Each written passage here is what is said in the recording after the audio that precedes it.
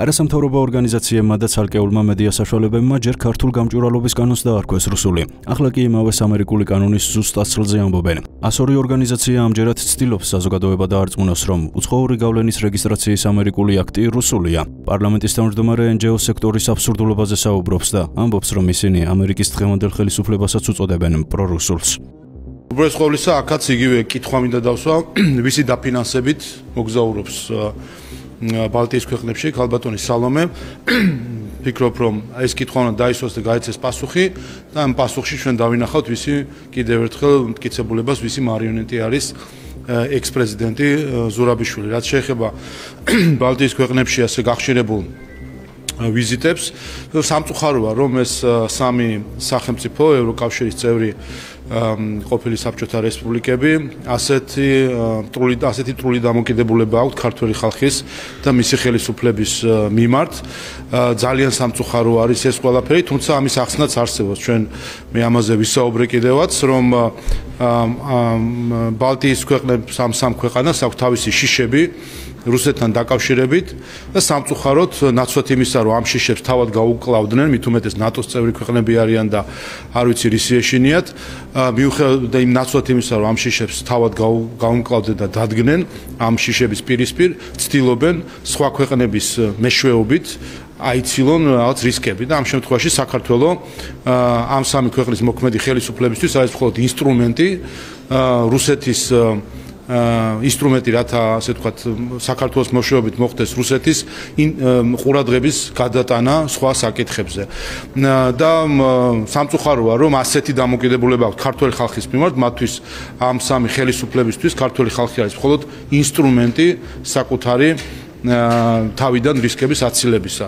ასე რომ ამის ნაწილია ის, რომ ექსტრემისტი პოლიტიკოსები არიან განსაკუთრებით ასე ვთქვათ ყურადღების ქვეშ ამ სამი ქვეყნიდან, ასევე იცით, რომ რადიკალური NGO-ებიც რეგისტრირდებიან ერთ-ერთ ქვეყანაში. ეს არის, რასაც ჩვენ ვაკვირდებით უკვე რამდენიმე ხანი არის, ეს სამი ქვეყანა არის პირდაპირ განმახორციელებელი იმ ზრახვებისა, რომელიც საქართველოს წინააღმდეგ არსებობს. მე ვფიქრობ, რომ ეს კიდევ ერთხელ აჩვენებს, რომ ან უბრალოდ ქართული ენა არ არის მისთვის მშობლიური ენა.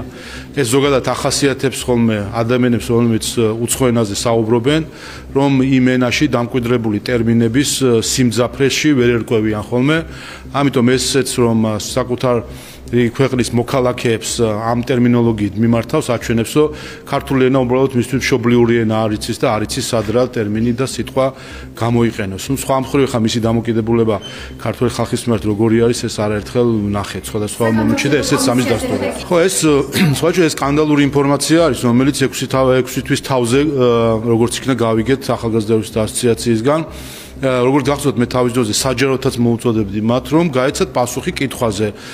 ითხოვდნენ თუ არა სტრასბურგის სასამართლოსგან, ისევე როგორც საქართველოს საკონსტიტუციო სასამართლოსგან გამჭვირვალობის კანონის დროებით შეჩერებას, მანამ სადაც მიმდინარეობს განხილვა. და ამ პასუხს გაურბოდნენ და 6 თვის თავზე, როგორც იქნა აღიარეს, რომ თურმე აღმოჩნდა, რომ არც კი მოუთხოვიათ. ეს მაშინ, როდესაც საკონსტიტუციო სასამართლოში იცით, რომ საკონსტიტუციო სასამართლო მიიღო მათი სარჩელი განსახილველად, გამჭვირვალობის კანონი დღეს საკონსტიტუციო სასამართლოს განხილვის ქვეშ არის, თუმცა არ დააკმაყოფილა დროებით ღონისძიების სახით კანონის შეჩერება და ამას მოყვა თავდასხმა ექსტრემისტი პოლიტიკოსების და ექსტრემისტი NGO-ების მხრიდან საკონსტიტუციო სასამართლოზე. და შეგახსენებთ, რომ მათ მოღალატეებს უწოდებდნენ სოროსის ფონდის წარმომადგენლები, ისფედის, თითო საიას წარმომადგენლებიც თავს ესხმოდნენ საკონსტიტუციო სასამართლოს იმის გამო, რაც საბოლოო ჯამში თვითონ აღიარეს, რომ არანაირი საფუძველი არ არსებობდა კანონის შეჩერების და რატომ არ მიმართეს საერთო ჯამში, რას გვეუბნება ეს ყველაფერი, რომ პირველი საია და ის 100 უცხოეთიდან დაფინანსებული NGO, რომელიც არის ავტორი ამ სარჩელისა, თავად აღიარებენ, რომ გამჭვირვალობის კანონი რაიმე მყისიერ რისკებს თუ საფრთხეებს არ წარმოშობს მათთვის. თავადვე აღიარეს, როცა ეს არ მოითხოვეს და ამავე დროს აღიარეს, რომ ეს რომ მოეთხოვათ, იმიტომაც არ მოითხოვეს, რომ მიიღებდნენ უარს სტრასბურგის სასამართლოსგან. და ამის საპირწონედ კი საქართველოში მოითხოვეს ის რაც თავადაც იცოდნენ რომ არ ეკუთვნოდათ და კანონის შეჩერება და როდესაც საკონსტიტუციო სასამართლო სრულიად სამართლიანად არ დააკმაყოფილა მათი ეს მოთხოვნა საკონსტიტუციო სასამართლო გახადეს თავდასხმის ობიექტი. მე კითხვები უცხოეთიდან მართულ NGO-ების მიმართ უკვე დიდი ხანია აღარ მაქვს. ამ შემთხვევაში კითხვა არის მათი დონორების მიმართ. მათ შორის საია ფინანსდება ბრიუსელიდან. ასე რომ ეს 6 თვიანი თავდასხმა საკონსტიტუციო სასამართლოზე და ძირის გამოთქვა სახელმწიფო ინსტიტუტების ეს ყველაფერი ამ ყველაფრის უკან დგას ბრიუსელის ფული. ამიტომ პასუხი იმ კითხვებზე თუ რატო ხდებოდა პროპაგანდისტული მეთოდებით, დეზინფორმაციით საქართველოს კონსტიტუციურ ორგანოზე თავდასხმა გასაცემი აქვს საქართველოში ევროკავშირის ელჩს ბატონ ჰერჩინსკის. იმიტომ რომ მისი დაფინანსებული არის ეს NGO-ები და მან უნდა გასცეს პასუხი და მან დიდი ალბათობით ძალიან კარგად იცოდა როგორც სხვა დროს გავარკვიეთ ხო შემდეგ პარალელურ დაცვასთან დაკავშირებით რომ მე ვერ დავუშვებ იმას რომ მან არ მოიკითხა ამ NGO-ებში მქონდა თუ არა მოთხოვნილი დროებითი ღონისძიება, იმიტომ ეს იყო მთავარი საკითხი მაშინ გახსოვთ, მთელი პანიკა აწიეს რომ კანონი არ შეაჩერა საკონსტიტუციო სასამართლომ. მე დარწმუნებული ვარ რომ ბატონმა ჰერჩინსკიმ იცოდა რომ მათ არ ქონდათ მოთხოვნილი კანონის შეჩერება სტრასბურგში, ისიც კარგად იცოდა რომ ჩვენ ამ პასუხს ველოდი და გვაინტერესებდა საქართველოს პარლამენტს, რომ იმის ფონზე, როდესაც საკონსტიტუციო სასამართლოს თავს ესხმოდნენ კანონის არ შეჩერების გამო ითხოვდნენ თუ არა სტრასბურგიდან კანონ პროექტის შეჩერებას და ეს იცოდა ბატონმა ჰერჩინსკმა, დიდი მე ამაში დარწმუნებული ვარ და ამას უმალავდა ქართულ ხალხს და საქართველოს ხელისუფლებას. ამიტომ ეხლა პასუხი გასაცემი აქვს ევროკავშირის წარმომადგენლობამ საქართველოში. იცოდნენ თუ არა მათ, რომ აი ამ ხელა კამპანია, რომელიც მათი ფულით იყო ასევე დაგეგმილი და განხორციელებული გასაჩივრებებს გულისხმობ და იყო საბაბი საქართველოს საკონსტიტუციო სასამართლოს მოსამართლეებზე პიროვნული თავდასხმებისა. იცოდა თუ არა მან რომ საიას არ ქონდა მოთხოვნილი სტრასბურგში კანონული პროექტის შეჩერება და თუ იცოდა რატომ მალავდა ამ ყველაფერს. ასე რომ აღარაფერს შუაში აღარ არიან უცხოეთიდან მართული NGO-ები, მათმა დონორებმა უნდა გასცენ პასუხი ყველაფერს და აქვე დავამატებ მეორე საკითხს, რომელსაც არაერთხელ ბოლო პერიოდში გამოვეხმაურე არასამთავრობო ორგანიზაცია საფარის მიერ საფარის წარმომადგენლების მხრიდან თავდასხმა საქართველოს საგარეო საქმეთა მინისტრზე და შემდეგ საზოგადოებრივი მაუწყებლის ჟურნალისტზე. ეს იყო პირდაპირ ესე ვთქვათ შეურაცხყოფა, თავდასხმა, ზიზღის ენა, აი ყველაფერი ის, რასაც ვითომ გვიმტკიცებენ, რომ ეწინააღმდეგება ევროპულ ღირებულებებს. და ნახეთ რომ რამდენიმე დღით ადრე საფრანგეთის ელჩი იყო მისული სოლიდარობის გამოსაცხადებად თუ მხარდაჭერის გამოსაცხადებად ამ ორგანიზაციაში და ერთი არ ჩათვალა საჭიროდ რომ ეთქვა რაიმენაერთ შეეფასებინა, როდესაც ამ ორგანიზაციის ქალი ხელმძღვანელი, ქალთა უფლებების დაცვავი ორგანიზაციის ხელმძღვანელი ქალ მინისტრზე და ქალ ჟურნალისტზე აი იმ ტერმინებს იყენებს, რომელიც ჩვენ ვნახეთ. და რა თქმა უნდა, ეს დუმილი საფრანგეთის ელჩისა არის წახალისება ძალადობრივი რიტორიკისა, რომელიც შემდეგ უკვე ძალადობაში გადაიზრდება ხოლმე. ამიტომ დღეს ჩვენ მე პირადად კითხვები მაქვს მხოლოდ დონორების მიმართ. არც საფართან, არც საიასთან, არც ისფეთთან, არც სხვებთან კითხვები არ არსებობს. დონორებმა გასცენ პასუხები კითხვებს. კერძოდ, ევროკავშირის ელჩმა საქართველოში გასცეს პასუხი კითხვას. იცოდა თუ არა მან, რომ NGO-ებს სტრასბურგში არ ქონდათ მოთხოვნილი დროებითი ღონისძიება, სახით კანონის შეჩერება და თუ ეს იცოდა, რატო გვიმალავდა საქართველოს პარლამენტს და საქართველოს მოსახლეობას. სავალდებულო არის და მათივე ინტერესია რომ არ დაარღვიონ სისხლის სამართლის კოდექსი, რომელიც მათ სხვა დროს არაერთხელ დარღვეული აქვს და იცით რომ მათ წინააღმდეგ განაჩენი არსებობს თაღლითობის გამო. რაც შეეხება საგამოძიებო კომისიას, მნიშვნელოვანი არის რომ საქართველოს მოსახლეობამ და ასევე ქვეყნის გარეთაც კიდევ ერთხელ ყველამ შეხედოს და განსაკუთრებით ახალგაზრდობას მიმართავ რომ უყურონ ამ პროცესს და ნახონ ვინ არიან ისინი, რომლებიც დღეს მოუწოდებენ მათ რომ ასე ვთქვათ მოუწოდებენ მათ რომ მათ მხარეს დადგეს. ვინ არიან ის საქართველოს ის მოქალაქეები და ვინ არიან ის უცხოელები, რომლებიც ამ რეჟიმის მხარდამჭერები იყვნენ. დღეს ხო იგივე სახელები არის. როცა ევროპარლამენტიდან რა გვარებიც გვესმის, რასა იუკნევიჩიანე და სხვები, ვინ არიან? ეს ის ხალხი არის, ვინც სააკაშვილის რეჟიმის მხარდამჭერი იყო, როდესაც ის ხელისუფლებაში იყო და ეს ის ხალხი არის, რომელიც მას აგულიანებდა, რომ 2021 წელს შემოპარულიყო საქართველოში და აერია ეს ქვეყანა. ამიტომ ყველამ და განსაკუთრებით ახალგაზრდებმა უნდა უყურონ ამ პროცესს და ნახონ რა საქართველოს ქმნიდა სააკაშვილის რეჟიმი უცხოეთიდან მწვანე შუქის ფონზე. ამ ყველაფერზე, რასაც ამ დღეებში ვისმენთ და კიდე მოვისმენთ, ამ ყველაფერზე მწვანე შუქი ქონდა ანთებული ნაციონალური მოძრაობის რეჟიმს ამ წამებებზე, ბიზნესის რეკეტზე, ყველაფერ ამაზე ქონდა მწვანე შუქი ანთებული თავისი უცხოელი მფარველებისგან. ამიტომ ხვალაც მნიშვნელოვანი მომენტი არის ერთ-ერთი ეპიზოდი, რომელიც შეეხება ბიზნესის რეკეტს და დღეს ეს ბიზნესის რეკეტიორები არიან ზოგი პოლიტიკაში, ზოგი მედიაში, აი BMG-ს წარმომადგენელი აქ არის თუ არა, მისი ხელმძღვანელი აღარ მახსოვს მისი გვარი BMG-ს ხელმძღვანელი ბატონი ისაკაძე, დიახ, რომელიც თვითონ აქვს აღიარებული, თავისივე აღიარებაა, რომ ის იყო მონაწილე ბიზნესის რეკეტის. და ეს ადამიანი დღეს ახლა თავად ხო აღიარა, არიცით რო აღიარა პროცესზე, სასამართლო პროცესზე, სადაც ის იყო ერთ-ერთი მონაწილე, რომელიც შეეხებოდა ბანკი ქართულს გაკოტრებას, სადაც ის მან ყალბი მონაცემებით 2012 წელს აღიარა, დიახ. გამოძიება კი არის იმ პროცესში აღიარებული არის და მის მიმართ არის გადაწყვეტილება გამოტანილი, თორემ განრიდება ან რაღაც საპროცესო შეთანხმება იქნებოდა, ვინაიდან ის იყო თანამონაწილე ბიზნესის რეკეტის სქემისა. ბატონი ისაკაძე იყო თანამონაწილე ბიზნესის რეკეტის სქემისა, რომელიც იყო სააკაშვილის რეჟიმის მაშინ მოწყობილი სქემა. და ამ სქემის მონაწილეები, ბიზნესის რეკეტიორები, ისაკაძის მსგავსი მორალის ადამიანები დღეს საუბრობენ ბიზნესის თავისუფლებაზე და სინამდვილეში მათ ხო ერთი სურვილი აქვთ, რომ რაიმენაირად მობრუნდნენ იმ ხელისუფლებაში და მიიღონ ის ძალაუფლება, რომელიც მათ ჰქონდათ და რომელსაც შემდეგ უნაწილებდნენ ისაკაძის და ხაზარაძის მსგავს ვითომ ბიზნესმენებს იმისთვის, რომ რეკეტი ეწარმოებინათ სხვა ბიზნესების შეექმნათ და რაც შეიძლება მეტი, ასე ვთქვათ, ქონება მიესაკუთრებინათ. ამიტომ მნიშვნელოვანია ამ პროცესს უყუროს ყველამ, განსაკუთრებით ახალგაზრდებმა უყურონ, ვის გვერდში დგანან ისაკაძე, რომელიც ამ ბიზნესის რეკეტის სქემაში იყო ჩართული, ქადაგიძე ევროპული ბანკის ყოფილი ხელმძღვანელი, რომელიც მონაწილე არის ერთ-ერთი ბანკის გაკოტრებისა და შეგახსენებთ ის როგორც ეროვნული ბანკის პრეზიდენტი იყო ჩართული ბანკის გაკოტრებაში. და კანონები მოარგეს სპეციალურად აი იმ სქემის შესაქმნელად, რომელშიც ისაკაძე მონაწილეობდა, იმისთვის რომ ბანკი ქართულ გაეკოტრებინათ და ამ კანონების ცვლილებას ის უწევდა ლობირებას, უბრალოდ ამართლებდა თითქოს ეს იყო რაღაც ევროპული სტანდარტი.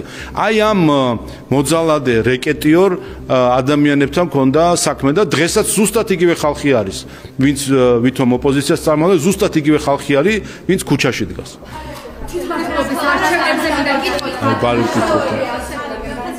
კი ბატონო, რაც შეეხება ეს ასე თქვა სტიგმატიზება კანონების, როგორც რუსული კანონი და ასე შემდეგ, ხომ ნახეთ და ბოლო პერიოდში კარგად ხედავთ, რომ ეს არ არის საქართველოში მოფიქრებული პროპაგანდისტული ილეთი. ხედავთ ამ ილეთს როგორ იყენებენ ამერიკის ადმინისტრაციის წარმომადგენლების წინააღმდეგ და როგორ იყენებდნენ ტრამპის წინააღმდეგ, მათ შორის ზუსტად ისინი, ვინც აფინანსებენ აი ამ NGO-ებს. ეს NGO-ები ტრამპის ადმინისტრაციასაც უწოდებს პრორუსულს და მის ზოგიერთ წარმომადგენელს და მისი დამფინანსებლები, მაკეინის ინსტიტუტი მაგალითად პირდაპირ უწოდებს სექსუალურ მოძალადეს ეძახის ამერიკის მოქმედ პრეზიდენტს. ასე რომ ეს არის მეთოდი, რომელიც საქართველოში მოფიქრებული არ არის, არამედ მოფიქრებულია მათი დამქირავებლების მხრიდან, რომელიც აფინანსებენ ამ NGO-ებს, რომ იმისათვის რომ რაღაცა კანონს შეეწინააღმდეგო, ან რაიმე პროცესს უნდა მიაწებო კლიშე რუსულისა და მორჩა ამითი გაიქცა დისკუსია. სინამდვილეში თქვენ შეგახსენებთ, რომ შარშან ოქტომბერში 2024 წლის ოქტომბერში გამოვიდა გადაწყვეტილება, სტრასბურგის სასამართლოს გადაწყვეტილება რუსეთთან დაკავშირებით, რუსეთში მოქმედ კანონთან დაკავშირებით, სადაც სტრასბურგის სასამართლომ ჩამოწერა 6 კრიტერიუმი, რატომაც იყო, რა შემთხვევაში იყო ადამიანის უფლებათა ევროპული კონვენციის დამრღვევი ამ ტიპის კანონები. 6 კრიტერიუმი ჩამოწერა. არც ერთი ამ 6 საკითხისგან ქართულ კანონში არ არის. გამჭვირვალეობის კანონში. ამიტომ სინამდვილეში ეს არის, უყურეთ მე რის თქმა მინდო, ეს არის ყალბი პროპაგანდისტული ხერხი, რომელსაც იყენებენ NGO-ები და კიდევ ერთხელ ვიტყვი, მე მათთან კითხვა არ მაქვს. მათ კითხვა მაქვს დონორებთან, ევროკავშირის ელჩთან საქართველოში და სხვა საელჩოების თუ დონორების წარმომადგენლებთან, რატომ ახალისებენ ამ დეზინფორმაციულ პროპაგანდას ქართული ხალხის წინააღმდეგ. რაც შეეხება, ხო ნუ ახლა აი როგორ შეიძლება ხო ხედავთ რა აბსურდამდე მივიდნენ რომ სპეციალურად სიტყვით არის ეს კანონი გადმოწერილი იცით რომ ინიცირებულ ვერსიაში სპეციალურად ტერმინებიც კი დავტოვეთ ამერიკული და შემდეგ შევასწორეთ ტერმინების დონეზე მხოლოდ სიტყვით არის ის რაც არის ამერიკაში ხა ისინი თუ ამერიკას უწოდებენ რუსეთს ეს მათი საკითხია და ეს სხვათა შორის ამას აკეთებენ ეს NGO-ები ეს ქართული NGO-ები დღევანდელ ამერიკის დღევანდელ ხელისუფლებას უწოდებენ რუსეთთან გარიგებულ ხელისუფლებას. აქვია საფარი, ისფედი თუ რა ვიცი, გამჭვირვალობა და ასე შემდეგ. ანუ ეს NGO-ები დღეს კითხვის ნიშნის ქვეშ აყენებენ ამერიკის ხელისუფლების ერთგულებას ამერიკელი ხალხის მიმართ და ამბობენ რომ გარიგებული არიან რუსეთთან და ხა რა არის გასაკვირი. მე ვერ გეტყვით რომ აღგორეთ პირველი ტყუილია თითქოს ეს არის რაღაც მტრული ქვეყნების თუ ორგანიზაციების წინააღმდეგ მიმართული კანონი მხოლოდ ამ შემთხვევაში აი გილაურის კომპანია შეიყვანეს ახლა რეჩი ანუ არა იმიტომ მტრული არის ამ შევ ხმობთ პირველი ტყუილი გადავწიეთ გვერდზე ანუ ეს არნიშნავს რომ მხოლოდ მტრულის მიმართ არის ეს არის მაშინ როდესაც სხვისი ინტერესების გამტარებელი რა თქმა უნდა ყველა ორგანიზაცია რომელიც უცხო ქვეყნის ან უცხო პრინციპალის თუ დამკვეთის ინტერესებს ატარებს საქართველოში, ასეთი ორგანიზაცია უნდა შევიდეთ. მაგალითად საერთაშორისო გამჭვირვალობა, რომელიც რეგისტრირებულია ესტონეთში, თქვენი აზრით ვის ინტერესების გამტარებელია? ხალბატონი ეკა გიგაურის ორგანიზაცია რეგისტრირებულია ესტონეთში. და რას ფიქრობთ თქვენ ესტონეთში რეგისტრირებული ორგანიზაცია რომელიც ესტონეთში რეგისტრირებული არის ქართული არასამთავრობო ორგანიზაცია ამის თქმა გინდათ ამიტომ არ ბატონო უყურეთ საკითხი არის მარტივად. ჩვენ მოქმედი გამჭვირვალობის კანონს ქონდა შემდეგი კრიტერიუმი. იღებ დაფინანსებას 20%-ზე მეტ დაფინანსებას უცხოეთიდან, დარეგისტრირდი და 20%-ზე მეტ უცხოურ დაფინანსებას თუ იღებ, გახადე საჯარო შენი ფინანსები. აი ეს იყო მარტივი კრიტერიუმი. თქვენს რომ ესეთი იყო მიუღებელი.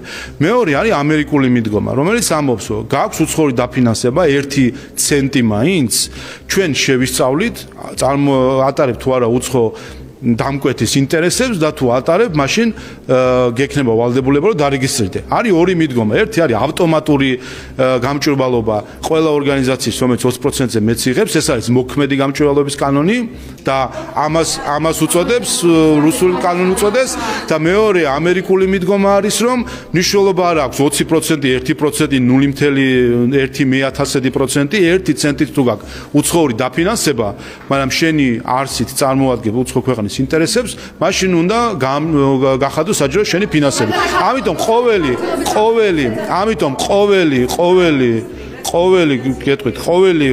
შემთხვევის შესწავლა მოხდება ანტიკორუფციული ბიუროს მიერ და ყოველ შემთხვევასთან ორგანიზაციასთან დაკავშირებით იქნება გადაწყვეტილება მოახდინოს თუ არა. ყველაფერი არის ამერიკული. კიდევ ერთხელ ამ უცხოეთიდან დაფინანსებულ NGO-ებს თუ რამე პრობლემა აქვთ, იციან სადდებარებს ამერიკის შეერთებული შტატების საელჩო, მიმართონ ამერიკის შეერთებული შტატების საელჩოს თუ კი რამე არ მოსწოთ ამ კანონში. არა, ეს არის არა. არა, გამჭვირვალობა მე ვთქვი რომ თქვენ როგორ წარმოგიდგენიათ მეთქი. ეს არის სხვაობა გამჭვირვალობის კანონსა და ფარას შორის. გამჭვირვალობის კანონთან დაკავშირებით წინასწარ შეგვეძლო ცოდნა თუ ვის უწევს გასაჯაროება საკუთარი უცხოური ფულისა, მათ ვისაც 20%-ზე მეტი აქვს დაფინანსება, ანუ ავტომატური რეჟიმი იყო, ვიფასო ავტომატური რეჟიმი, რაც შეეხება ფარას, ფარაში არ არის ავტომატური რეჟიმი, ამიტომ წინასწარ ვერ გვეცოდინება ვინ უნდა რეგისტრირდეს ამ რეესტრში, არის ყოველ კონკრეტულ შემთხვევაში გადაწყვეტილება მისაღები, იქიდან გამომდინარე რომ დადგინდეს უცხოური დაფინანსება აქვს თუ არა და მნიშვნელობა არ აქვს ოდენობას, ერთი თეთრიც რომ ქონდეს უცხოური დაფინანსება უკვე საკმარისი არის და მეორე კრიტერიუმი წარმოადგენთ თუ არა უცხო ქვეყნის ინტერესებს. რაც შეეხება საერთაშორისო გამჭვირვალობას, აქ ჩემი მოსაზრება მოგახსენეთ, რომ რა თქმა უნდა ისინი წარმოადგენენ უცხო ინტერესებს. აქ საქართველოს ინტერესს როგორ შეიძლება წარმოადგენდეს ხალხი, რომელიც ებრძვის საკუთარ ხალხს და საკუთარი ხალხის მიერ არჩეულ ხელისუფლებას და ხელს უწყობს სხვა ქვეყნის ხელისუფლებებს საქართველოს წინააღმდეგ მოქმედებაში. როგორ?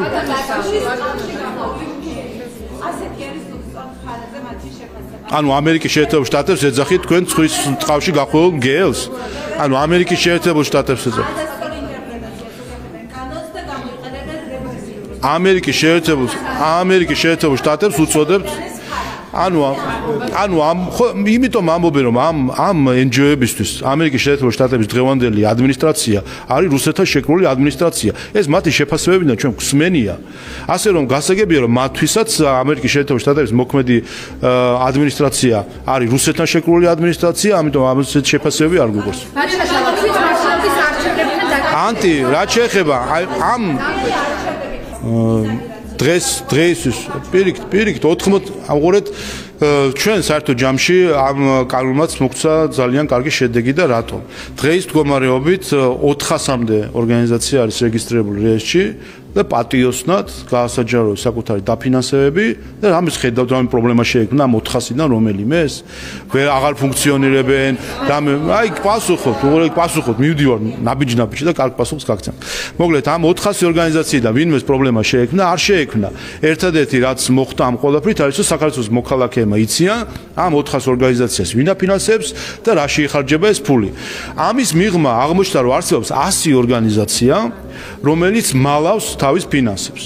ამ საბოლოო ჯამში დღეს ჩვენ შეგვიძლია ვთქვათ, რომ დაახლოებით 500 ორგანიზაცია საქართველოში, რომელიც უცხოეთიდან რაღაც მნიშვნელოვნად ფინანსდება, აქედან 400 ორგანიზაცია, 80% არის კეთილსინდისიერად მოქმედი ორგანიზაცია, რომელიც მზად არის, რომ საქართველოს მოსახლეობას უთხრას, რა ფულს იღებს და რაში ხარჯავს. და გვყავს 100 ორგანიზაცია, რომლებიც მალავენ თავის ფინანსებს და მალავენ გასაგებია რატომაც. აი ახლა რაც აღმოჩნდა ფონდებთან დაკავშირებით და გამოძიებაც მიდის. იმიტომ რომ ეს ფული მიდის რადიკალიზმში, მიდის ექსტრემისტული ჯგუფების მომზადებაში, მიდის იმისთვის რომ ზიზღი განავითარონ, ასე ვთქვათ, საზოგადოებაში და ასე შემდეგ, მიდის უცხო ქვეყნის ინტერესების გატარებაში. ამით არიან დაკავებულები ეს ორგანიზაციები როგორც ჩანს. ბატონო არა, უღურეთ კიდე ერთხელ. ვინაიდან, აი კიდევ ერთხელ ვახსნათ, მოკლედ გამომდინარე იქიდან რომ გამჭვირვალობის კანონთან დაკავშირებით სამართლებრივი არგუმენტები ყველაფერი ჩაუფლავდათ. ერთი რომ ვერსად ვერ დაადასტურეს და მათ შორის სტრასბურგის გადაწყვეტილება, ოქტომბრის გადაწყვეტილება დაამტკიცა, რომ არანაირი კავშირი მოქმედ გამჭვირვალობის კანონს რუსეთში მოქმედ კანონთან არ აქვს ერთი. მეორე თვითონვე აღიარეს, რომ არ მოითხოვეს კანონის შეჩერება სტრასბურგში. რატომ არ მოითხოვეს კანონის შეჩერება სტრასბურგში? იმიტომ იცოდნენ რომ ამაზე უარს მიიღებდნენ. იმიტომ არანაირი რისკს ის არ წარმოშობს რომელიმე არასამთავრობო ორგანიზაცია. ეს იყო ჩვეულებრივი ფარსი, რომელიც იყო დაფინანსებული გარედან, მათმა დონორებმა დაუკვეთეს როგორც რადიკალური, ასე ვთქვათ, აქციები, ისე რადიკალური გამოსვლები იმისთვის, რომ საკუთარი ფული დაემალათ. აი დღესაც კი დაემალათ და ამიტომ ვინაიდან ამ კანონთან ის კანონი, ასე ვთქვათ, პიარულად შეეცადნენ რომ დაეზიანებინათ, აგერ არის ამერიკული კანონი, იციან სად არის ამერიკის საელჩო, თუ რამე არ მოწოთ ამ კანონთან დაკავშირებით მიმართონ ამერიკის შეერთებულ შტატების საელჩოს და თუ კი ახლა ამერიკის შეერთებულ შტატებს ეძახიან ცხვრის ტყავში გახვეულ მგელს, ესეც მათი პრობლემა, ვინაიდან ეს ორგანიზაციები არიან, როგორც ჩანს, სწორედ ანტიამერიკული განწყობების მქონე ორგანიზაციები. ან მათი მონაწილეობა არ მონაწილეობა საერთოდ არანაირი გავლენა ლეგიტიმაციაზე არ აქვს არჩევნებისა. Ერთ-ერთი რატომაც ისინი ხედავთ და მათ შორის აღიარებაც არის ასეთი განცხადებები იმ მდგომარეობის, რომ იციან რომ კიდევ ერთხელ დამარცხდებიან, რომ ქართული ხალხი მათ არ მისცემს არანაირ მანდატს და კიდევ ერთი მარცხი დაადასტურებს მათ სავალალო მდგომარეობას. ასე რომ მე ვფიქრობ, რომ უმჯობესიც იქნება თუ მონაწილეობას არ მიიღებენ ექსტრემისტული პარტიები არჩევნებში და ამით მოხდება საბოლოოდ გადატვირთვა პოლიტიკური ლანდშაფტისა საქართველოში. ამიტომ მათაც და მათ უცხოელ მფარველებსაც მოუწოდებ, რომ აქეთკენ უბიძგონ, რომ მონაწილეობა არ მიიღონ. აი ერთ-ერთი რადიკალი პოლიტიკოსი, ექს-პრეზიდენტი ზურაბიშვილი ეს დღეები იქნება ბალტიის ქვეყნებში და იმედია, რომ მისი მფარველები იქიდანაც მას მოუწოდებენ, რომ არ მიიღოს მონაწილეობა არჩევნებში, ვინაიდან ექსტრემიზმი საბოლოოდ უნდა დამარცხდეს საქართველოში, ექსტრემისტული პოლიტიკური დღესდღეობით უნდა დამარცხდეს საქართველოში და უცხო ქვეყნების ინტერესების გამტარებელი პარტიები უნდა დასრულდნენ საქართველოში. რაც შეეხება არასაპარლამენტო ოპოზიციას და მათ მონაწილეობას არჩევნებში, რა თქმა უნდა, პარტია იმისთვის არსებობს, რომ მონაწილეობა დემოკრატიული პარტია არსებობს იმისთვის, რომ მონაწილეობა მიიღოს არჩევნებში, ამით გაზომოს საკუთარი მხარდაჭერა მოსახლეობაში და მიიღოს სახელმწიფო მანდატის ესა თუ ის ოდენობა და რაღაც წონით, რაც მას აქვს. და როდესაც პარტია არ მონაწილეობს არჩევნებში, ის ამით აცხადებს, რომ ის არ არის დემოკრატიული პარტია და ის ამით აცხადებს, რომ არის ექსტრემისტული პარტია. ამიტომ კიდევ ერთხელ, ვინც ამბობს, რომ არ მოიღებს მონაწილეობას არჩევნებში, ვინც მოუწოდებს მათ, რომ არ მიიღონ მონაწილეობა არჩევნებში, ყველა სიმრავლეში არის დემოკრატიის მტერი და მხარდამჭერი ექსტრემისტული მოძრაობების. რა კომენტარი უნდა გავაკეთო ხა ადამიანს თუ არ უნდა რიყეზე ისე გავა ქვას ვერ დაინახავს და სასაცილოა ხამაზე რა კომენტარი უნდა გავაკეთო ამ ყველაფერს ჩვენ პირდაპირ ეთერში ვხედავდით კარგია რომ ბევრი მედია აშუქებდა ამას პირდაპირ ეთერში ასე რომ ეს ყველაფერი ჩანდა თუ როგორ ესხმოდნენ თავს პოლიციელები და როგორ დუმდნენ ამაზე ევროპელი დიპლომატები როგორ ესხმოდნენ და ცეცხლს უკიდებდნენ პარლამენტს და როგორ დუმდნენ ამაზე ევროპელი დიპლომატები როგორ აზიანებდნენ ადამიანებს და ქონებას მათ შორის და როგორ დუმდნენ ამაზე ევროპელი დიპლომატები. ყველამ და კარგად ნახა უცხოეთიდან დაფინანსებული NGO-ების მიერ ორგანიზებული ძალადობრივი აქციები, თავდასხმა პოლიციელებზე, მოლოტოვის კოქტეილების სროლა, პარლამენტის დაწვის ცდელობა და ცეცხლის წაკიდება პარლამენტისთვის და ნახა რომ ამაზე დუმდნენ ბრიუსელის თუ სხვა დედაქალაქიდან მოვლენილი დიპლომატები და არა თუ დუმდნენ, რაც ყველაზე სამარცხვინო იყო, რომ ამ ყველაფერს უწოდეს მშვიდობიანი აქცია ევროპის სხვადასხვა დედაქალაქი. ამაზე დიდი სირცხვილი, რაც აი ამ დღეებთან დაკავშირებით სხვადასხვა ევროპული დედაქალაქიდან და ბრიუსელიდან შეფასებების გამო ის სირცხვილი, რაც ასე ვთქვათ მიიღეს ამ ყველაფრიდან ხომ? აი ამას რა თქმა უნდა ქართული ხალხი ხედავს. როდესაც მოლოტოვის კოქტეილს ევროპელი დიპლომატი უწოდებს მშვიდობიან ღონისძიებას და იტყვის რომ ცეცხლის ნაცვლად იქ ხედავს ყვავილებს ალბათ ეს რა თქმა უნდა არის სირცხვილი და არის და აჩვენებს იმას რომ ეს არის ყველანაირი ღირებულებების მიღმა და სხვათა შორის აი TV პირველი იყო დაინტერესებული რა ზიანი მიადგა სხვადასხვა ორგანიზაციებს და პარლამენტს 9 მილიონ ლარამდე ზიანი აქვს მიყენებული 130,000-ის მარტო უკვე ზიანია რაც არის ასე ვთქვათ გაწეული უკვე ამ ზიანის აღმოსაფრელად და მათ შორის ექსპერტიზაზე არის საკითხები ველით საბოლოო შეფასებებს ჩვენი ვარაუდი არის რომ დაახლოებით 500,000 ლარამდე არის ზიანი რომელიც მიადგა საქართველოს პარლამენტს იმით რომ და ხო გაკურებული კითხულობდა ჟურნალისტი რომ კი მაგრამ აქციის მონაწილეები პარლამენტში არ იყვნენ შინ და როგორ დააზიანესო და თქვენ სამი სხვაგან იყურებოდით ვერ ხედავდით როგორ იწოდა ოთახები საქართველოს პარლამენტის ხო ფასადიდან ჩანდა ეს ყველაფერი ცეცხლი როგორ წაუკიდეს საქართველოს პარლამენტს და როგორ იწოდა ცეცხლი და ამის ფონზე როგორ გვეუბნებოდა ზოგიერთი ევროპელი დიპლომატი თუ ელჩი რომ ეს ხო მშვიდობიანი აქცია აი ამ ყველაფერს რო ხედავ ხა ადამიანი როგორ გინდა გჯეროდეს რომ რაიმე ღირებულებითი რაიმე ღირებულებებთან აქვს კავშირი სხვადასხვა ევროპელ ელჩს თუ დიპლომატს, რომელიც პარლამენტისთვის ცეცხლის წაკიდებას ეძახის მშვიდობიან აქციას. შეფასებები, ასე ვთქვათ, ზიანთან დაკავშირებით, მე ამასთან დაკავშირებით იმ დღეებშიც გახსოვთ, რომ არაერთხელ მოგახსენეთ კიდევაც, რომ თითქმის სრულად იყო იქნა დაზიანებული პარლამენტის პირველი სართულის ოთახები, ოთახებსაც შეეხება, ასევე სხვადასხვა დანადგარები იქნა დაზიანებული, ასე რომ ეს მთლიანად იქნება საბოლოო შეფასებული და ვნახავთ მთლიანი ზიანი რა არის. ფაქტობრივი ზიანი უკვე არის 100,000 ლარზე მეტი, რაც არის ასე ვთქვათ ზიანის აღმოსაფრებლად გაწეული ხარჯები და ასევე სხვადასხვა აღჭურვილობა, ინვენტარი, რომელიც დაზიანებული იყო, ამ ზიანის შეფასება ხდება და ვარაუდო ჩვენ, რომ დაახლოებით 9 მილიონ ლარამდე არის ზიანი, რაც მოგვადგა. ამიტომ მე მინდა მიმართო აი იმ ევროპელ დიპლომატებს, რომლებიც მშვიდობიან აქციას ეძახდნენ ამას. ხომ არ იფიქრებდნენ ამ დღეებში გვესმოდა, რომ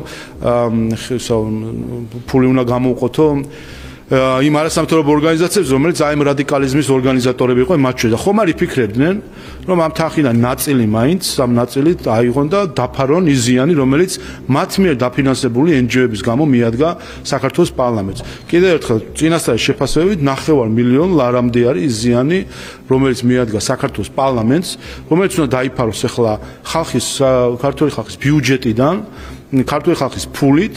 ამ ყველაფერს ვინც უწოდებდა მშვიდობიან აქციას, იქნება ეს ევროკავშირის წარმომადგენლობა საქართველოს თუ სხვა ქვეყნის საელჩო, ხომ არ იფიქრებდნენ, რომ ამ მშვიდობიანი აქციით მიყენებული ეს ზიანი აუნაზღაურონ ქართულ ხალხს. კიდევ ერთხელ, მათ მიერ დაფინანსებული NGO-ების ორგანიზებით და მონაწილეობით და მათ მიერ დაფინანსებული პარტიების მათ შორის მონაწილეობით დაზიანდა საქართველოს პარლამენტი და დაზიანდა ქართული ხალხის ინტერესი იმ მხრივ, რომ მოუწევს ახლა ბიუჯეტიდან ამ ზიანის ანაზღაურება.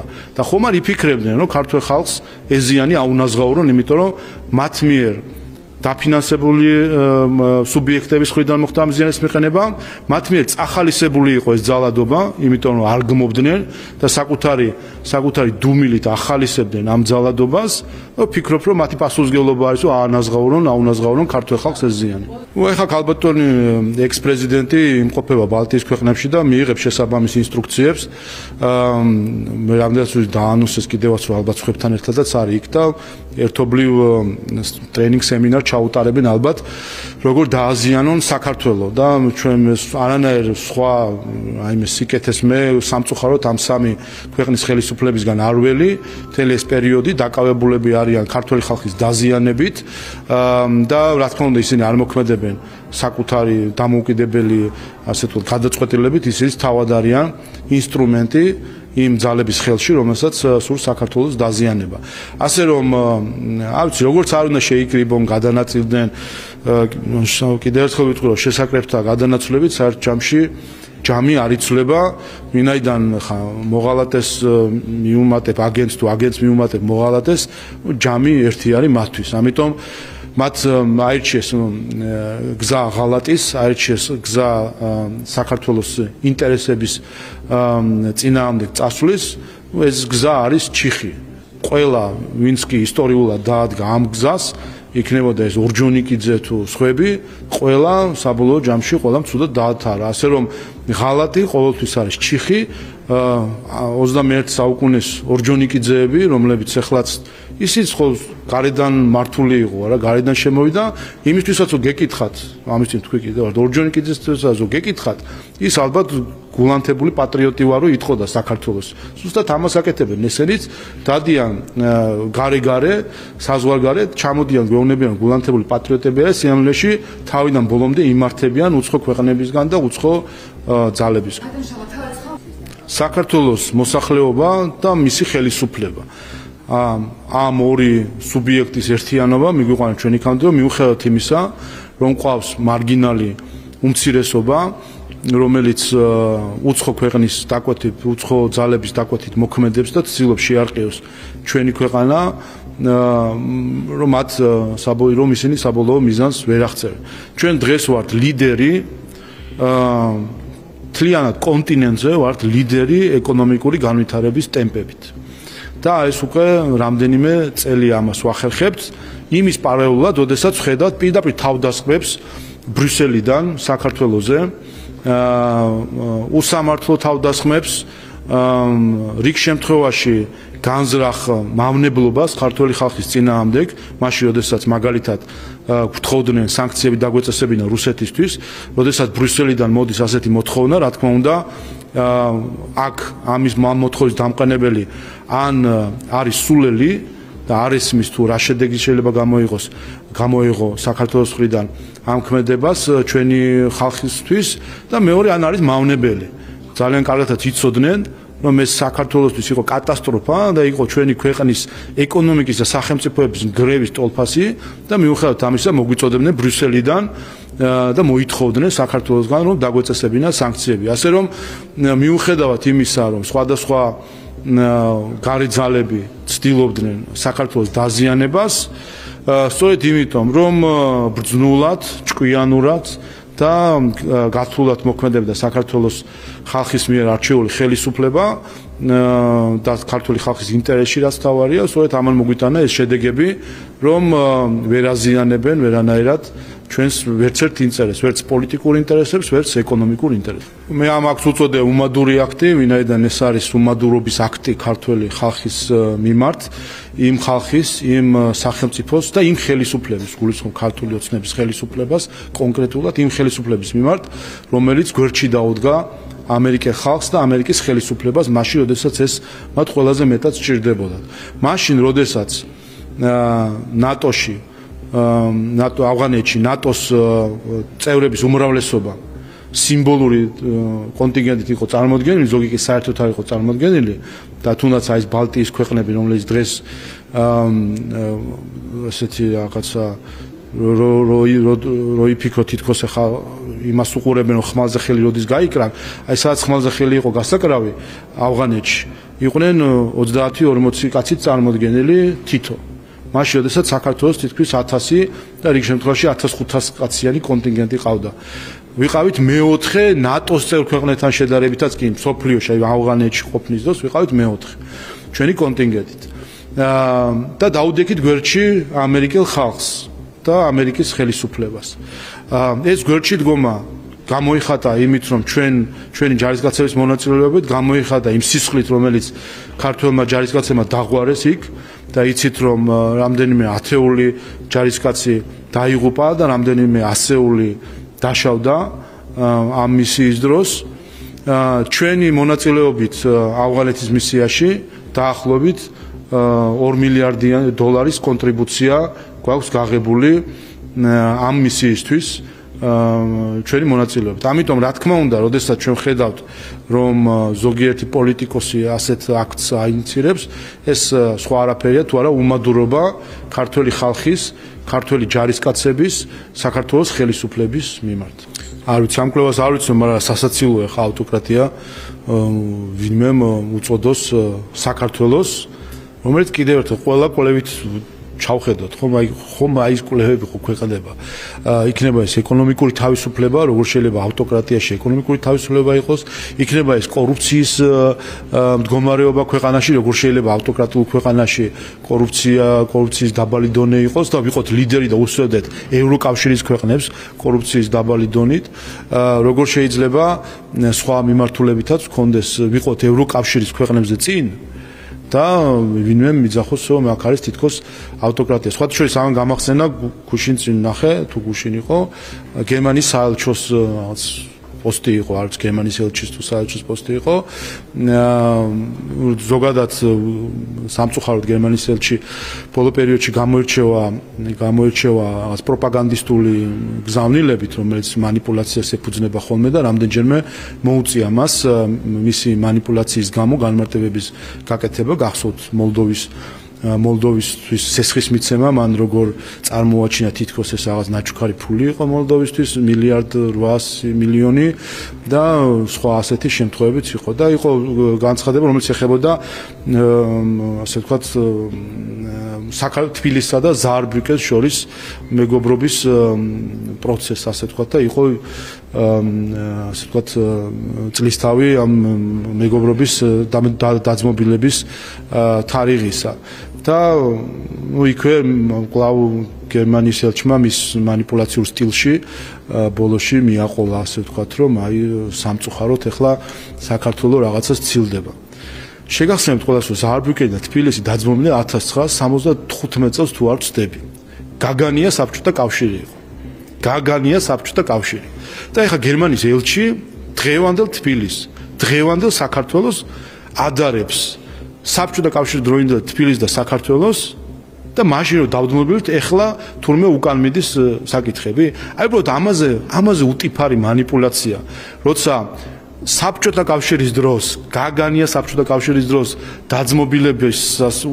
დაძმობილება იყო მოვლენა და დღეს ჩრდილი აქვს ამ დაძმობილებას თბილისსა და ზაარბრიუკენს შორის. აი ამაზე მეტი უტიფარი манипуляция, რაც გერმანიის ელჩმა იკადრა, ამაზე მეტი უტიფარი манипуляция რა შეიძლება იყოს. ეხლა კიდე მესამეჯი და მეოთხეჯი განმარტებები რო უწევს ამ ადამიანს ყოველ ჯერზე. ხო უნდა მიხვდეს რომ ეს პროპაგანდაც რომელშიც ეს როგორ გითხრათ ეს წვიმიანი პროპაგანდა რომელსაც მან რატომღაც გადაწყვიტა რომ ხელი მიყოს, აქაც ვერ ვარგობს ამ პროპაგანდაში და იქნებ შეეშვას და დაკავდეს იმით რაც არის მისი ამოცანა რომ უზრუნველყოს საქართველოს და გერმანიის ხელისუფლებებს შორის თანამშრომლობის განვითარება და ნურც ერთი ელჩი ამ ქვეყანაში უცხო ქვეყნის ელჩი ნუ დაიჩემებს რომ აქ ქართულ ხალხთან ურთიერთობის გასაყრდნობად არის ჩამოსული თითქოს და რაღაც ესეთი ტენდენციებია ზოგიერთი ელჩის განსხვავება. აქ სახალხო დიპლომატიის საწარმოებლად არც ერთი ელჩი არ არის მოვლენილი.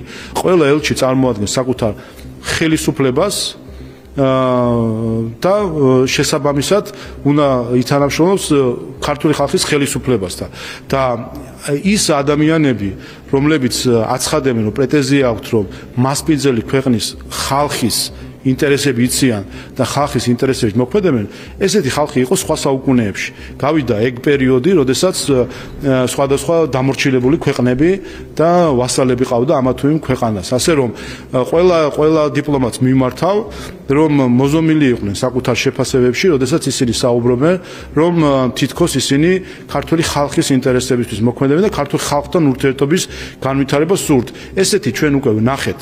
ასე გველაპარაკა 70 წელი საბჭოთა კავშირი, რომელიც ქართული ხალხის ინტერესებით გველაპარაკებოდა მოსკოვიდან და დამთავრდა ეს პერიოდი ქართული ხალხის მიერ დამოუკიდებლობის მოპოვებით. ასე რომ ის ვინც ამბობს, ყველა ის ელჩი, ყველა ის დიპლომატი, ყველა ის უცხოელი პოლიტიკოსი, რომელიც ამბობს, რომ თითქოს რომ მისი ამოცანა არის ქართულ ხალხის ინტერესებს ზრუნვა და ხალხის ასე ვთქვათ ხალხთან ურთიერთობის გაღრმავება სინამდვილეში არ აღიარებს ქართული ხალხის სუვერენიტეტს. აი ამას აკეთებენ ეს ადამიანები და მე დღეიდან მოყოლებული ყველა ვინც ასეთ განცხადებას გააკეთებს, ყველას ამას შევახსენებ, რომ ისინი საქართველოს დამოუკიდებლობის 3 ათეულის თავზე კითხვის ნიშნის ქვეშ აყენებენ ქართული ხალხის სუვერენიტეტს, თავად განსაზღვროს საკუთარი ბედი, თავად განსაზღვროს საკუთარი ხელისუფლება. ამიტომ კიდევ ერთხელ ნებისმიერი ელჩი, საელჩო, დიპლომატი თუ პოლიტიკოსი, რომელიც იტყვის, რომ ის ვერ ხედავს, არ ამჩნევს საქართველოს ხელისუფლებას თითქოს და პირდაპირ აქ რაღაც არ ვიცი მე ქურუმები არიან თუ ვინ არიან რომ ქართულ ხალხთან ურთიერთობისთვის არიან მოვლენილი, ყველა ეს ადამიანი სინამდვილეში არ აღიარებს ამ ხალხის სუვერენიტეტს და შეურაცხყოფას აყენებს ამ ხალხს.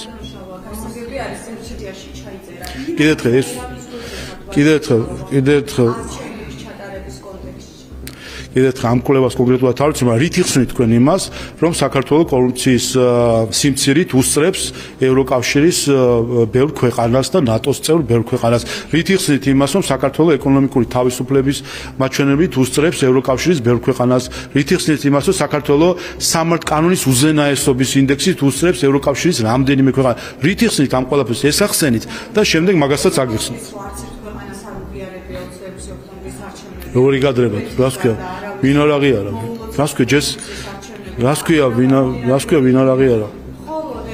უყურეთ, კარგით, რახან ეს აღიარების საკითხი გაინტერესეთ, გეტყვით, პირველი ნებისმიერი საქართველოს ნებისმიერი მოქალაქე, რომელიც ფიქრობს, რომ მისი არჩევანი საჭიროებს რომელიმე უცხო ქვეყნის აღიარებას, საქართველოს ეს მოქალაქე არ აღიარებს საკუთარი ქვეყნის დამოუკიდებლობას და სუვერენიტეტს. არც ერთ ქვეყნის არაბნაირი აღიარება არჩევნებს არ სჭირდება. ეს ერთი. მეორე, რაც შეეხება საქართველოს ხელისუფლებასთან ურთიერთობებს და მასე შემდეგ, თქვათ, ფორმალურ გამოხატულებებს, თქვენ ახლახან იხილეთ, როგორ გადასცეს აგრემანი საქართველოს პრეზიდენტს ბელგიის ელჩმა და სხვა ქვეყნების ელჩებმა. ასე რომ, ვისაც ფორმალურობა აინტერესებს, იხილეთ აგრემანის გადაცემები, ვისაც არაფორმალურობები აინტერესებს, დაფიქრდნენ დამოუკიდებელ ქვეყანაში უნდათ ცხოვრება, თუ უნდათ იყვნენ ვასალები, რაც სინამდვილეში უნდათ. ამ ოპოზიციას ხო სინამდვილეში უნდა რომ იყვნენ ვასალები. ამ NGO-ებსაც ხო უნდათ რომ იყვნენ ვასალები, რასაც გეტყვიან გარედან, ის უნდა აკეთო. ხო ეს არის მთავარი მათი ხაზი, გითხრეს იმიდან ტალინიდან რაღაცა და გააკეთე, რაც გითხრეს ტალინიდან, რაც გითხრეს ბრიუსელიდან, რაც გითხრეს ვილნიუსიდან, რასაც გეუბნებოდნენ მოსკოვიდან საბჭოთა კავშირის დროს, ისო უნდა გაგიკეთებინა. ეს სინამდვილეში ეს არის ხომ შედეგი. აი ამ მილიონობით ჩასხმულმა ფულმა დონორების, რომელიც ამერიკის ადმინისტრაცია ახალმა ადმინისტრაციამ აღიარა, რომ იყო ასე ვთქვათ, გარკვეული მედია ქსელების თუ პროპაგანდისტვის ჩასმული ფული და რა თქმა უნდა ამერიკული ფული თუ ასეთი იყო, ევროპული ფულიც ხა რო ასეთი იქნებოდა, მისი გარკვეული ნაწილი ამაში ვინმეს ამე კითხვა ხო არა აქვს. და აი შედეგი ეს გამოიღო, რომ 21 საუკუნეში აღზარდა ახალი საბჭოთა მოქალაქეები. სინამდვილეში ეს მივიღეთ ჩვენ, რომ ყავს ხალხი, რომელიც შეიძლება საბჭოთა კავშირში დაბადებული არ არის, მაგრამ მენტალობა დაუბრუნეს მათ, საბჭოთა მენტალობა, როდესაც ცენტრი წყვეტს ყველაფერს, როდესაც ცენტრი არის და ცენტრს უნდა დაუჯერო და რასაც ცენტრიდან გეტყვიან, რასაც ტალინიდან, ვილნიუსიდან, ბრიუსელი არ იკმარეს და ტალინზე და ვილნიუსზე გადავიდნენ, რასაც იქიდან გეტყვიან, ის უნდა აკეთო და ის არის სწორი. ამიტომ საბჭოთა მენტალიტეტია სინამდვილეში, რაც დააბრუნა ზოგიერთმა დონორმა ამ NGO-ების და პოლიტიკოსების სახით. ჩვენ ვიცით ერთი რამე. ჩვენ ვიცით, რომ ქართული ოცნება მიიღებს მონაწილეობას თვითმმართველობის არჩევნებში და ქართული ოცნება გაიმარჯვებს 64-ვე მუნიციპალიტეტში. ეს არის ის, რაც ჩვენ ვიცით, ეს არის ის, რაც არის ჩვენი მიზანი. ვიცით, იმიტომ რომ გვაქვს გამოცდილება უკვე აღარ თულაც აგვერია 9 თუ 10 თუ 11 არჩევნების, სადაც ზუსტად იგივე მეთოდით შედიოდა ოპოზიცია ამ არჩევნებში და ზუსტად იმ მიზეზის გამო მარცხდებოდა. ყველა ეს არჩევნები 2012-დან მოყოლებული, 2012-ის არჩევნების ჩათვლით, ოპოზიცია შედიოდა რუსის ძახილით, ყოველ ჯერზე დამარცხდა ამ უაზრო პროპაგანდის ამყოლები. აქაც ხო ხედავთ იგივეს აკეთებენ, ამ სხვა არაფერი არ იციან, დაუდოთ ფურცელი, აღმოჩნდა რომ ეს მილიონები რაც დაიხარჯა NGO-ებში და ზოგიერთ პარტიაში უცხოეთიდან ეს მილიონები დაიხარჯა იმაში, რომ თაბახის ფურცელს რო აიღებენ და დაწერენ 20 სიტყვას, ამ 20-დან 7 იქნება რუსეთი.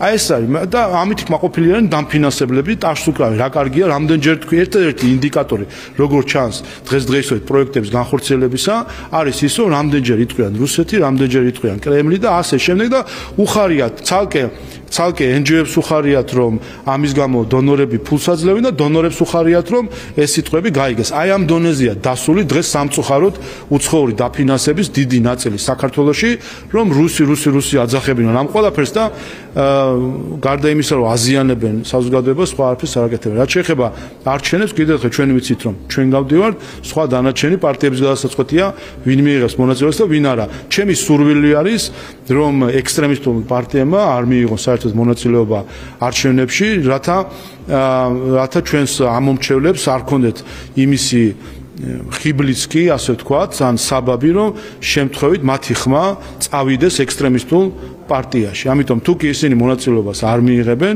არჩევნებში, ექსტრემისტი პარტიები, რა თქმა უნდა, ეს იქნება მხოლოდ კარგი დემოკრატიისთვის. არა, მე ვამბობ, რომ ისინი მიიღებენ მაინც ხომ, მაგრამ ჩემი უყურეთ, ერთია რას გააკეთებენ ისინი და მეორე რა არის ჩემი სურვილი. ჩემი სურვილია, რომ მათ მონაწილეობა არ მიიღონ, ვინაიდან ექსტრემისტებს არაფერი ესაქმებათ არჩევნებზე და ამავე დროს მოქალაქეებსაც აღარ ექნებათ არანაირი, ასე ვთქვათ, საბაბი იმის, უბრალოდ ამითი რაიმე ასე ვთქვათ წამახალისებელიც არ იქნება, რომ ექსტრემისტულ პარტიებში წავიდეს ამორჩევლის ხმა, მაგრამ მეორე მე მაინც დარწმუნებული ვარ, რომ ისინი რა თქმა უნდა მიიღებენ მონაწილეობას საბოლოო ჯამში, როგორც ეს ყოველთვის ხდებოდა ახლა რა მათ ხო არ აქვთ რაიმე წყობრი პოლიტიკა რამესთან დაკავშირებით. სატელიტს რაც შეეხება სატელიტებს, რა ვიცი რომელ ქვეყანასაც გინდა იმას შეადარეთ თქვენ როგორც გსურთ, მაგრამ სატელიტი რასაც ქვია, ამ სატელიტებს ჩვენ ხედავთ უცხოური დაფინანსებით მოქმედს საქართველოში. ეხლა თქვენ თავის დროზე გახსოვთ ამ პარლამენტში 9 თუ რამდენი იყვნენ ოპოზიცია, ხო? ხო გახსოვთ აი ხატია დეკანოიძე რომ გამოიყო ნაციონალურ მოძრაობას. გახსოვთ ფრაქციის თავმჯდომარე რომ გამოიყო და ცალკე პარტია ვართო რომ ამბობდნენ ის და ბატონი რომან გოცირიძე. მე არჩევნებზე ვისთან რომელ სიაში იყო ხალბატონი ხატია? ნაციონალურ მოძრაობის სიაში. ხო აი სატელიტებს ვინც აკეთებს, ამას კარგად ხედავთ. აი სწორედ ესე სატელიტებად რო არიან, სატელიტებად რო არიან ახლა გადანაწილებული ნაციონალურ მოძრაობა, ამას ვერ ხედავთ? ნაციონალურ მოძრაობა, რომელიც არის ნაციონალურ მოძრაობა, ახალი რომელიც შედგება ნაციონალურ მოძრაობის თავმჯდომარისგან ყოფილი და ნაციონალურ მოძრაობის მთავარი პროპაგანდისტისგან, ანუ ნაციონალურ მოძრაობა. ესა რა ქვია, ლელო, რომელიც შედგება ნაციონალურ მოძრაობის ლიდერებისგან, პოლიტიკურ სფეროში ქალბატონი სამადაშვილის სახით და ბიზნეს სფეროში ქალბატონი ხაზარაძე ჯაფარიძის სახით. საქართველოსთვის, რომელიც შედგება გიორგი გახარიას და სხვებისგან, რომელიც ნაციონალურ